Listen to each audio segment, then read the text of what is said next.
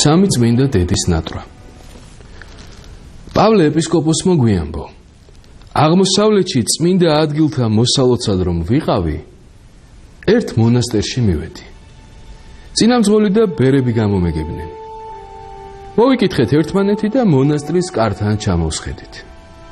იქვე ნაყოფიერი ხეები იყო. მიდიოდნენ დიდი ფრინველები ნაყოფიანად, ატეხდნენ ტოტებს ხეებს და მაშინვე უკან მიფრინავდნენ. წინამძღოლს ვკითხე, პატიოსანო მამაო, რატომ აქვე არ ჭამენ ეს ფრინველები და თან მიაქვთ ხილიანი ტოტები მეთქი?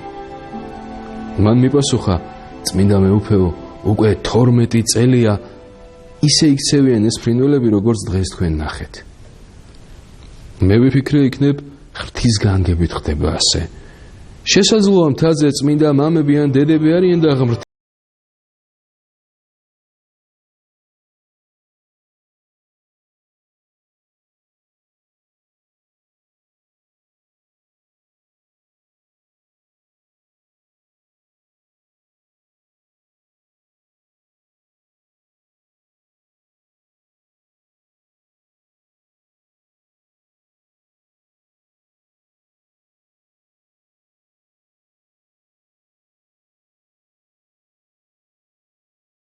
მთაზე. ყორანმა მაშინვე აიღო ის რტო, კლდეში ნაკვეთ გამოქვაბულში ჩაფრინდა, იქ დატოვა და ამოფრინდა ცარიელი. ჩვენც მივედექით ნაპრალს, ჩავედით ძირს და დავათვალიერეთ. უცებ იქიდან ხმა მოგესმა, თუ ქრისტიანები ხართ, არ დაგხოცოთო. ჩვენ ვკითხეთ, ვინ იყვნენ ისინი? გვიპასუხეს, თუ ჩვენი ნახვა გინდათ, ჯერ 3 სამოსელი ჩამოგვიგდეთ, რადგან დედაკაცები ვართ და ტანთ არაფერი გვაცვიაო. მერე მოდით ამ მთის ძირში და ვიწრო გზა მოგიყვანთ ჩვენამდეო. ეს რომ გავიგონეთ, მაშინვე სამაბერმა გაიხადა ზედა სამოსელი, ჩადეს შიგ ქვა და ჩაუგდეს მათ. შემდეგ როგორც გვასწავლეს, ჩავედით მთიდან, ვიპოვეთ ვიწრო ძნელად სავალი გზა და მივედით იქ, სადაც ის წმინდანები იყვნენ. ნახეთ 3 დედა, მათ მიწამდე თაყვანი გვცეს. ერთი მათგანი იჯდა, ორნი კი წინ ედგნენ. წინამძღვარმა ჰკითხა მჯდომარეს, ქალბატონო და დედაო ჩემო, საიდან ხართ და როგორ მოხვდი აქო? მან უპასუხა, წმინდა მამაო, მე კონსტანტინოპოლელი ვარ. მეფის ერთადერთი ვაჟი იყო ჩემი ქმარი, მაგრამ იგი ძალიან ახალგაზრდა გარდაიცვალა. ერთდროულად ვტიროდი ქვრივობას და უშვილობას. რამდენიმე დღის შემდეგ ერთმა წარჩინებულმა კაცმა გაიგო ჩემს შესახებ და მონები გამომიგზავნა, რომ იძულებით წავეყვანე და ცოლად შევერთე. მე ვევედრე ჩემს უფალ იესო ქრისტეს, რომ ვეხსენი მათგან, რომლებიც ჩემი სულის და ხორცის გაღწნას აპირებდნენ. ვიხმე ის მსახურები და ვუთხარი, ბატონებო, მეც მოხარული ვარ თქვენი ბატონის გადაწყვეტილებით, მაგრამ ძალიან ავად ვარ და მადროვეთ, სანამ გამოვჯანმრთელდები მეთქი.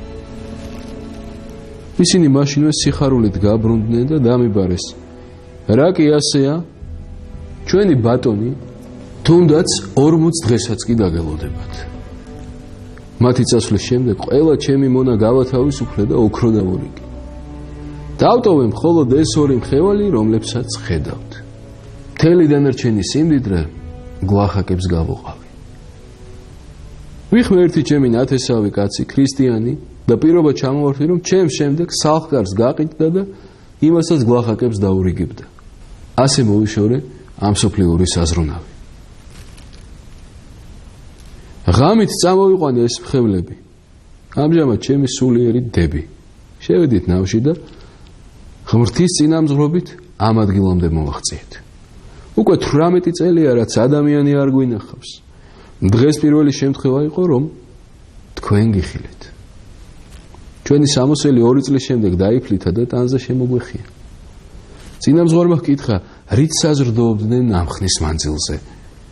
მან უპასუხა, ყოლა ღირსო მამაო, კეთილ მოწყალე და კაცმოყვარე ღმერთმა ჩვენმა, რომელმაც ისრაელ ერს უდაბნოში 40 წლის მანძილზე მანანა უწვიმა, მანვე ტკბილმა მეუფემ ჩვენ მის უღირს მხევლებსაც მოგცა საზრდო. ყოველ წელს ფრინველებს მოჰქონდა ჩვენთვის ყოველგვარი ხილი, საკმარისზე მეტადაც კი. თუმცა შიშვლები ვართ ის თავისი მადლით გვიფარავს და გვაძლიერებს, რომ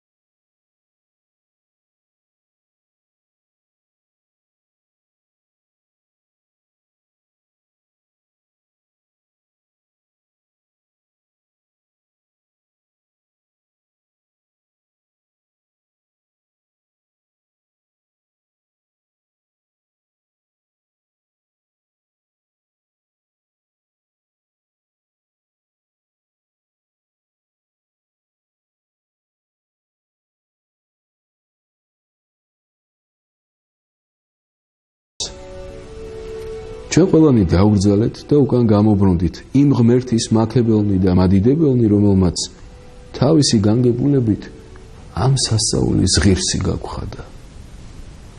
ჩვენც ყველანი ღმერთის ამგვარ დიდებულ სასწაულთა მსმენელნი განცვიფრებულნი უნდა ვადიდებდეთ ყოველგვარი სიკეთის მიზეს მამას.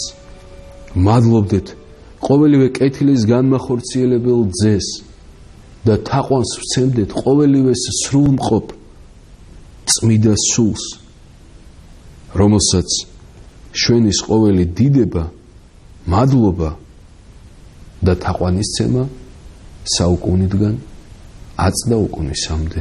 ამინ.